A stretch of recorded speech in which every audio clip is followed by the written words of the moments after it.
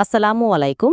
এখন দেখবেন সংবাদ শিরোনাম। ভূমিকম্পের উৎপত্তিস্থল নরসিংদীতেই মৃত্যু হয়েছে 5 জনের, রাজধানীতে 4 জন সহ মোট 10 জনের প্রাণহানি। পঙ্গু হাসপাতালে আহতদের ভিড়। শোকে স্তব্ধ পুরান ঢাকার কসাইটুলি। মাংস কিনতে গিয়ে লাশ হয়ে ফিরলেন বাবা ছেলে। একই জায়গায় নিহত মেডিকেল শিক্ষার্থী রাফি, আহত মা হাসপাতালে। অতিমাত্রার ভূমিকম্পে টাঙ্গাইলে মধুপুরে টেকটনিক প্লেট বিপর্যয়ের শঙ্কা। অপরিকল্পিত ভবনের কারণে ঘটতে পারে বড় দুর্যোগ। নির্বাচনে সশস্ত্র বাহিনীকে গুরুত্বপূর্ণ ভূমিকা রাখার আহ্বান প্রধান উপদেষ্টার। সেনাকুঞ্জের সংবর্ধনায় খালেদা জিয়ার সাথে একান্ত বৈঠক। ত্রয়োদশ না চতুর্দশ নির্বাচনে ফিরবে তত্ত্বাবধায়ক সরকার, তা নিয়ে আইনজীবীদের মধ্যে মতভেদ। সংসদের 2/3 সংখ্যাগরিষ্ঠতায় পাল্টে যেতে পারে অনেক কিছু। ভোটের আগে বাড়ছে না বিনিয়োগ, স্বস্তির পরিবেশ নেই বলছেন ব্যবসায়ীরা। রাজনৈতিক সরকার না এলে উন্নতি হবে না পরিস্থিতির, মত বিশ্লেষকদের। এতক্ষণ শুনছিলেন সংবাদ শিরোনাম, এখন দেখবেন বিস্তারিত। ভূমিকম্পে রাজধানী ও এর আশেপাশের এলাকা থেকে আহতদের লম্বা সারি ঢাকার পঙ্গু হাসপাতালে। কারো ভেঙেছে হাত পা, কারো মেরুদণ্ডের হাড়। চিকিৎসকরা বলছেন আতঙ্কে দৌড়ে নামতে গিয়ে আঘাত পাওয়ার ঘটনাই সবচেয়ে বেশি। শুক্রবার সন্ধ্যা নাগাদ শতাধিক রোগী হাসপাতালটিতে চিকিৎসা নিয়েছেন, যাদের মধ্যে গুরুতর আহত 8 জনকে ভর্তি করা হয়েছে। বাকিরা প্রাথমিক চিকিৎসা নিয়েই ফিরেছেন। এদিনের ভূমিকম্পে এখন পর্যন্ত 10 জনের মৃত্যু হয়েছে। মাঝারি মাত্রার ভূমিকম্প অনুভূত হওয়ার পরপরই দ্রুত সিঁড়ি বেয়ে নামতে গিয়ে আহত হয়েছেন অনেকে। কেউ ভারী বস্তুর চাপায়, আবার কেউ আতঙ্কে বহুতল ভবন থেকে ঝাঁপিয়ে পড়ে আহত হন। ভূমিকম্পের পর থেকেই রাজধানীর পঙ্গু হাসপাতালে বাড়তে থাকে আহতদের সংখ্যা। রাজধানী ও আশপাশের জেলা থেকে এই হাসপাতালে আগত আহত রোগীদের চোখে মুখে তখনও আতঙ্কের ছাপ। অনেকে আঘাত পেয়েছেন হাতে ও পায়ে, কারো আবার কোমর ও কাঁধের জোড়া সরে গেছে। এছাড়াও শরীরের অন্যান্য হাড়েও গুরুতর আঘাত নিয়ে হাসপাতালে ভিড় করেছেন অনেকে। ভূমিকম্প তো আহত হয়েছে, কিন্তু তার চেয়ে বেশি আহত হয়েছে হচ্ছে আপনার ওই যে ওদের ভিতরে যে একটা আতঙ্ক আসছে, মানে যখন তারা হুড়া করে সিঁড়ি দিয়ে নামতেছিল বা দৌড়াদৌড়ি করতেছিল, যে ভিতরে যে একটা আতঙ্ক যে সৃষ্টি হয়েছে, ওটা থেকে বেশি দুর্ঘটনা ঘটছে। শুক্রবার সন্ধ্যা পর্যন্ত শতাধিক রোগী হাসপাতালটিতে চিকিৎসা নিয়েছেন, যাদের মধ্যে 18 জনকে ভর্তি করা হয়েছে। রোগীর চাপ বেড়ে যাওয়ায় হাসপাতালে চিকিৎসক ও নার্সের সংখ্যা বাড়ানো হয়েছে। কেউ মায়ের হাত ধরে বাজারে গিয়েছিল, কেউ বাবার হাত ধরে বাইরে। ভূমিকম্পে ভেঙে পড়ার রেলিং মুহূর্তেই কেড়ে নেয় জীবন। ছেলে মারা গেছে ঘটনাস্থলে। হাসপাতালে জীবনের সাথে লড়ছেন মা। শুক্রবারের দুর্যোগে রাজধানীবাসী বুঝতে পারল জীবন কত ক্ষণিকের। ছেলে চিকিৎসক হবে, সেই স্বপ্ন নিয়ে রাফিকে বগুড়া থেকে ঢাকায় পাঠিয়েছিলেন বাবা।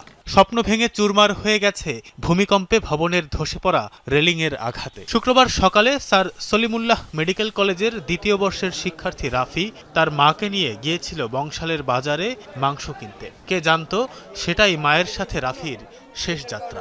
রাফি দুনিয়ায় নেই, হাসপাতালে শুয়ে থাকা আহত মাকে সে খবরও জানানো হয়নি। একই দোকানে বাবার হাত ধরে মাংস কিনতে গিয়েছিল 13 বছরের ছোট্ট রিমন। মাংস কেনা হয়নি, বাবা ছেলে দুজনেই ফিরেছেন নিথর দেহে। রিমনের আরও 3 ভাই ও 1 বোন আছে। বাবা আব্দুর রহিম ছিলেন কাপড়ের ব্যবসায়ী। সশস্ত্র বাহিনী দিবস উপলক্ষে সেনাকুঞ্জের সংবর্ধন অনুষ্ঠানে নির্বাচনে 3 বাহিনীর ভূমিকার কথা তুলে ধরলেন প্রধান উপদেষ্টা ডক্টর মোহাম্মদ ইউনূস। তিনি বলেন, এই নির্বাচনের মাধ্যমে নতুন বাংলাদেশের যাত্রা শুরু হবে। অনুষ্ঠানে যোগ দেন বিএনপি চেয়ারপারসন বেগম খালেদা জিয়া। এ সময় তার সাথে একান্ত বৈঠক করেন প্রধান উপদেষ্টা। সশস্ত্র বাহিনী দিবস উপলক্ষে সেনাকুঞ্জে সংবর্ধনা অনুষ্ঠান। বিকাল 4টার পর অনুষ্ঠানে যোগ দেন প্রধান উপদেষ্টা ডক্টর মোহাম্মদ ইউনূস। এ সময় তাকে স্বাগত জানান সেনা, নৌ ও বিমান বাহিনীর প্রধানরা। অনুষ্ঠানের শুরুতেই ভূমিকম্পে নিহতদের স্মরণে 1 মিনিট নীরবতা পালন করা হয়। সশস্ত্র বাহিনীর সদস্যদের উদ্দেশ্যে প্রধান উপদেষ্টা দেশ গঠনে 3 বাহিনীর গুরুত্বপূর্ণ ভূমিকার কথা তুলে ধরেন। প্রতিটি দুর্যোগে সশস্ত্র বাহিনীর অবদানের প্রশংসা করেন প্রধান উপদেষ্টা। ছাত্র জনতার অভ্যুত্থান ও চলমান দেশ পুনর্গঠন ও সংস্কারের কাজেও সশস্ত্র বাহিনী বরাবরের মতোই মানুষের পাশে দাঁড়িয়ে অব্যাহতভাবে দেশের মানুষের আস্থার প্রতিদান দিয়ে যাচ্ছে। আগামী নির্বাচন খুবই গুরুত্বপূর্ণ উল্লেখ করে প্রধান উপদেষ্টা এতে সশস্ত্র বাহিনীর ভূমিকা কি হবে তা তুলে ধরেন। দেশের সার্বভৌমত্ব রক্ষায় আগামীতেও পেশাদারিত্বের সাথে কাজ করবে সশস্ত্র বাহিনী, এমন প্রত্যাশার কথা তুলে ধরেন প্রধান উপদেষ্টা।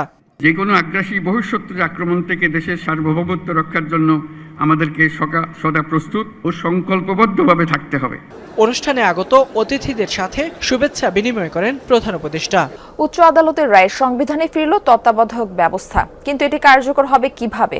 রায়ের পর এই তত্ত্বাবধায়ক ব্যবস্থা পুনর্বহালের সময় নিয়ে বিভক্ত মত আছে আইনজীবীদের। কেউ বলছেন রায়ের পর থেকে এটি কার্যকর, কেউ বলছেন এই ব্যবস্থা কার্যকর হবে চতুর্দশ সংসদ নির্বাচন থেকে। জুলাই সনদ ইস্যুতে গণভোট, সংবিধান সংস্কার সহ নানা ইস্যুতে এই রায় পরবর্তী সংসদে প্রভাব ফেলবে বলেও মত দিয়েছেন কোনো আইনজীবী। তবে সংসদের 2/3 সংখ্যাগরিষ্ঠতা ওলট পালট করে দিতে পারে অনেক কিছুই, বলছেন আইনজীবীরা। সংসদীয় গণতন্ত্রে ফেরার পর সরকার পরিবর্তনের পদ্ধতি হিসেবে সংবিধানে অন্তর্ভুক্ত হয় নির্দলীয় তত্ত্বাবধায়ক ব্যবস্থা। 3 নির্বাচন অনুষ্ঠানের পর আবারও আইনি পন্থায় বাতিল হয় এই পদ্ধতি। ফলে পরের 3টি নির্বাচন হয় দলীয় সরকারের অধীনে, যার সঙ্গী নানা বিতর্ক। বাতিল হওয়ার প্রায় 2 যুগ পর আদালতের রায়ে সংবিধানে পুনর্বহাল হলো তত্ত্বাবধায়ক সরকার ব্যবস্থা। প্রশ্ন হচ্ছে এর বাস্তবায়ন কিভাবে এবং কবে থেকে? অ্যাপ্লিকেশন তো একথা বলেননি যে এটা কোন সংসদ নির্বাচনের জন্য এটা কার্যকরী হবেন। বলেছেন ইমিডিয়েট প্রসপেক্টিভলি এটাকে অপারেশন দেওয়া হবে। প্রসপেক্টিভলি অপারেশন মানে হচ্ছে আজকের থেকে। সুতরাং অ্যাপিলেট ডিভিশন এই কথা বলেননি যে আগামী সংসদ নির্বাচন যেটাতে হবে সেটাতে এই বিধান কার্যকরী হবে না, এই কথা তো বলেননি। নির্বাচনকে ঘিরে চারদিকে অনিশ্চিত পরিবেশ। থমথমে অবস্থায় কাঙ্ক্ষিত মাত্রায় বাড়ছে না বিনিয়োগ, কমেছে মূলধনী যন্ত্রপাতি আমদানি। যদিও সরকারের দাবি অভ্যুত্থান পরবর্তী যে কোনো দেশের চেয়ে বাংলাদেশের বিনিয়োগ পরিস্থিতি সন্তোষজনক। ব্যবসায়ীরা বলছেন অবকাঠামোগত সংকট এখনো কাটেনি, নিশ্চিত হয়নি স্বস্তির পরিবেশ।